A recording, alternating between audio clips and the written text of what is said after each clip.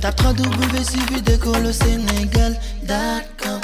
À École au Sénégal, c'est facile, tu n'as qu'à te connecter. Tape École au Sénégal, les leçons sont beaucoup plus détaillées. On y va.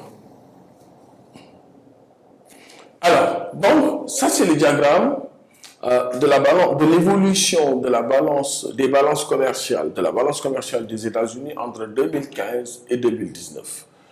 On a mis en abscisse les années et on a mis en ordonnée la valeur des balances commerciales. On a gradué cela de moins 100 à moins 800, étant entendu que toutes les balances commerciales des États-Unis de 2015 à 2019 sont des balances commerciales déficitaires, donc avec un chiffre négatif. Alors, en 2015, on a 609 milliards de dollars de déficit, et ainsi de suite, jusqu'en 2019 où on a 700 milliards de déficit de la balance commerciale des États-Unis. Maintenant, quand on a un diagramme, il y a trois choses importantes. C'est l'échelle. Ici, on a mis une échelle. Donc, la balance commerciale, c'est 10 cm pour 100 milliards de dollars. Ici, on a le titre, diagramme en bâton de l'évolution de la balance commerciale des États-Unis de 2015 à 2019. Maintenant, pour interpréter ce graphique, il faut voir d'abord l'allure générale. Qu'entre 2015 et 2019, globalement, la balance commerciale des États-Unis a connu un déficit qui s'est approfondi. Le déficit est devenu de plus en plus important, en passant de 609 milliards de dollars à 700 milliards de dollars. Mais là, c'est la tendance générale. À l'intérieur même du graphique, on se rend compte qu'entre entre 2015 et 2016, le déficit s'est aggravé. Mais entre 2016 et 2017, le déficit est devenu moins important. Et là, il faut forcément trouver une explication. Vous savez bien que le président Trump est arrivé au pouvoir en 2016. Et puisqu'il y a eu un changement d'administration aux États-Unis, il y a eu également des problèmes par rapport aux partenaires des États-Unis. Parce que le président Trump, quand il est venu, il a plutôt favorisé ce qu'on appelle, il n'a pas favorisé le multilatéralisme. Il a plutôt favorisé le bilatéralisme. Alors, au niveau international, il y a eu des difficultés. Il y a également le fait que la Chine a commencé et de plus en plus à concurrencer les États-Unis. Donc, en 2016, le déficit s'est approfondi. En 2017, il s'est un peu résorbé. Maintenant, ici, entre 2018 et 2019, on a connu encore un déficit de plus en plus important. Là également, il y a des explications. On ne va pas dire que ce sont les premiers effets de la Covid. Mais on sent déjà que cette maladie aura quelque part un impact négatif sur le commerce des États-Unis et par-delà sur le commerce mondial. Donc, dans la troisième consigne, on nous demande de relever dans le document 3 deux faits. Un qui montre de la bonne dynamique et un qui montre les difficultés de l'économie américaine. Donc, dans ce document, on nous demande de relever deux faits. L'un qui montre que l'économie américaine est dans une bonne dynamique et l'autre qui montre que l'économie américaine a des difficultés. Puis, il faut analyser ces faits-là en illustrant avec les documents 1 et 2 et les résultats des consignes 1 et 2. Donc, on va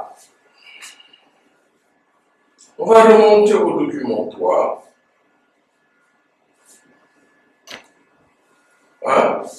Et donc, essayer de l'analyser ensemble, le document 3. On va essayer donc de voir dans ce document qu'est-ce qui montre la bonne santé de l'économie américaine et qu'est-ce qui montre les difficultés de l'économie américaine. On nous dit déjà que la bonne santé de l'économie américaine est une réalité. Les États-Unis sont en situation de plein emploi avec un taux de chômage de 3,7%, qui est un taux de chômage très bas, du jamais vu depuis 50 ans.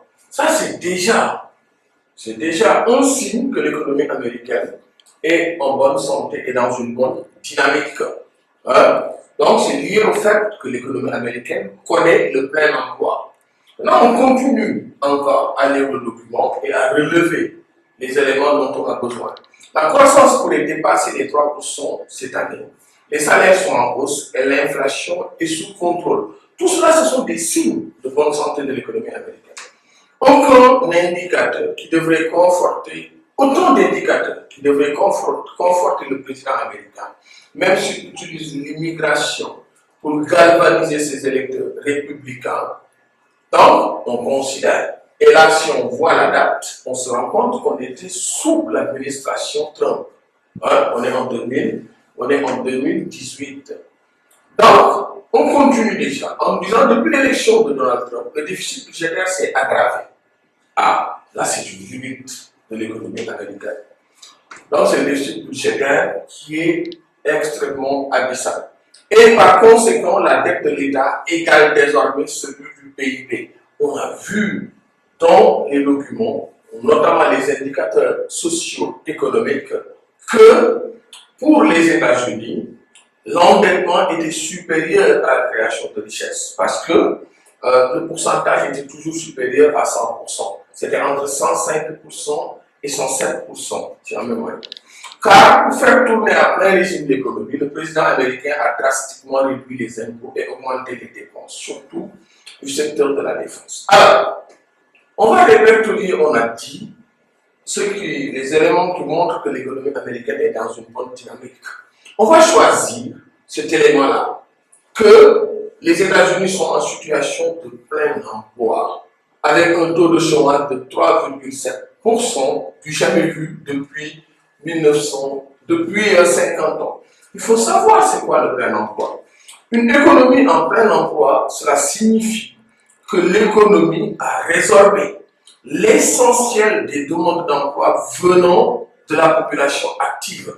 Et que cette économie peut même absorber également l'ensemble des migrants qui viennent. Donc, tous les Américains ont un emploi, c'est ce que ça veut dire, même si quelque part il faut nuancer. Et l'économie américaine est même capable d'absorber la main-d'œuvre migratoire qui arrive. C'est ça que ça veut dire. Alors pourquoi? Qu'est-ce qui peut expliquer ce plein emploi? Il faut comprendre que quand le président Donald Trump est arrivé au pouvoir, il a pris comme cheval de bataille, il a considéré comme une de ses priorités le fait de faire revenir toutes les entreprises américaines, notamment de construction automobile, qui s'étaient délocalisées de l'autre côté de la frontière, notamment au Mexique. Parce qu'il pensait que la classe moyenne, composée essentiellement d'ouvriers qualifiés, devait également avoir un peu plus de travail. Donc il fallait que les entreprises américaines reviennent, quitte à profiter davantage comme des exonérations fiscales. Donc ce retour des entreprises américaines et le fait que Donald Trump considère les classes moyennes comme sa priorité, donc en relançant l'économie, cela a fait que l'économie américaine est arrivée à un plein emploi. Donc à ce niveau-là, on a choisi un élément qui montre que l'économie américaine est en bonne santé et on l'a également analysé. Maintenant, on va voir peut-être une difficulté, c'est le déficit budgétaire américain qui s'est aggravé. Et par conséquent, la dette de l'État égale désormais celui du PIB ou même dépasse le PIB. Pourquoi l'État américain est aussi déficitaire? Pourquoi le budget de l'État américain est aussi déficitaire? Mais parce qu'il y a de plus en plus de dépenses somptuaires, d'accord? Et ensuite, les États-Unis sont extrêmement solvables. C'est un pays en qui tout le monde a confiance. Et un État, comme disent les économistes, on ne le met pas en prison.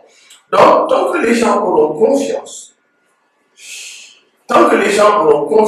en l'État américain, ils vont pouvoir prêter donc à l'État américain. Ce qui fait que donc les États-Unis pourront toujours emprunter davantage pour prendre en charge les dépenses de fonctionnement, notamment, et donc de leur économie. Voilà. Donc l'État américain est déficitaire et ça ne gêne aucunement l'économie américaine. Voilà. Donc, nous voici arrivés à la fin de notre deuxième exercice. Il nous reste un exercice à faire sur l'Union européenne et sur le modèle économique américain, sur le modèle économique allemand qui est cette année au programme. Donc, à la prochaine et merci, chers élèves et chers amis internautes.